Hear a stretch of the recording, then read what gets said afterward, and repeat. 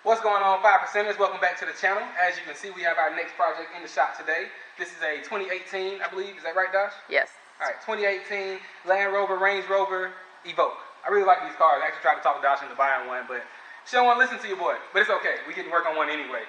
So all we're doing today is we're replacing these Range Rover letters on the hood and also on the hatch on the rear. Customer had these emblems painted. I believe they were chrome originally. He had them painted black by another shop. He wasn't happy with how it came out. So that's funny. This is the second project in a row that we're having where someone had something painted and wasn't exactly happy with it. But we're not wrapping these. We're going to remove them and replace them with an actual factory black Range Rover lettering. So as you can see here, we have factory replacements. These did come from Land Rover. These are not cheap eBay versions. So we're going to get these removed. We're going to slap these new ones on and roll it out the door. That's it. Alright, the first step for doing a project like this, guys, is going to be to lay out the existing location of the emblems. I have some masking tape here, some painter's tape, and that's what I'm going to use to make sure that I put these back exactly where they came off.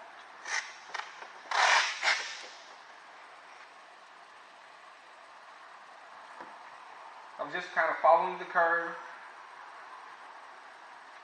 Sometimes these emblems are placed on straight, there is no curve. You want to line that up just right. I'm actually going to continue this line all the way across.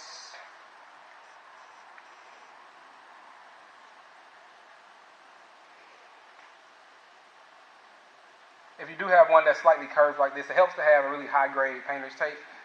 Tape that's actually flexible. Some of the cheaper stuff won't flex and won't bend the curve like that. Alright. Now that I've got the bottom line done, I'm going to get my start and finish. The good thing about the kit that the customer brought us, since they are factory parts, they already come with the spacing built into the replacement emblems. And so I don't necessarily have to mark the individual letters. All I need is a start and finish of range. Like here. The start and finish of Rover. One more piece.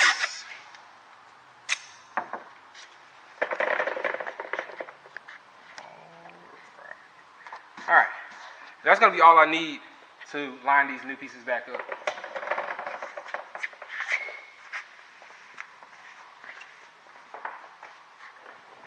Alright guys, the second step for removing emblems and replacing them is going to be actually removing the emblems. There's a couple of different ways that you can do this. You don't need a knife. I don't know why I have that in my hand.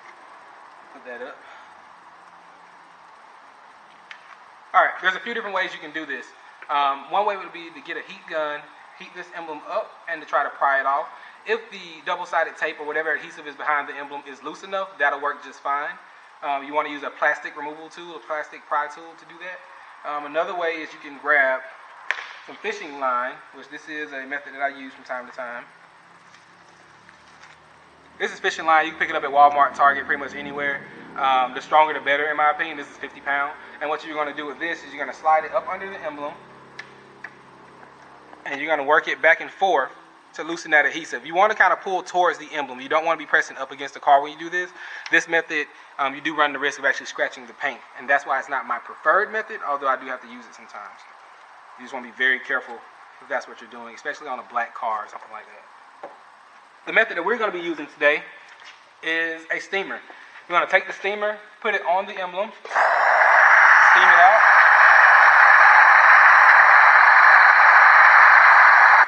With this method, you still need the plastic removal tool, so you grab that. The good thing about the steam is it's not hot enough to damage the vehicle, and it will loosen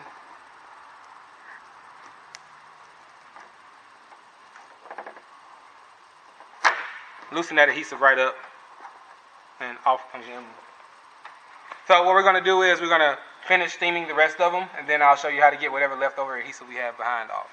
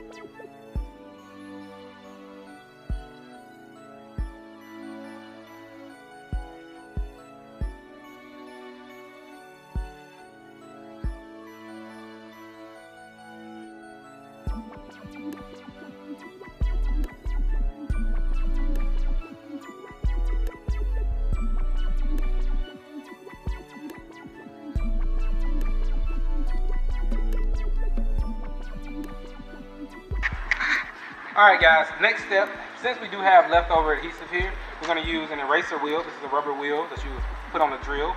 And it's going to rub against this and rub all the remaining adhesive off.